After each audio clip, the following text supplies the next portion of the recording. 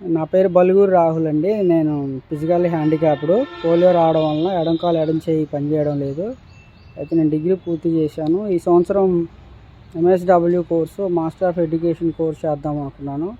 అయితే మాది పేద కుటుంబం కావడం వలన నేను ఈ కోర్సు చేస్తానో లేదో అని అనుకున్నాను. కానీ నేను నా పరిస్థితి హ్యుమానిటీ కాలింగ్ ఫౌండేషన్ వారికి చెప్పగానే వాళ్ళు వెంటనే స్పందించి నాకు మొదటి సంవత్సరం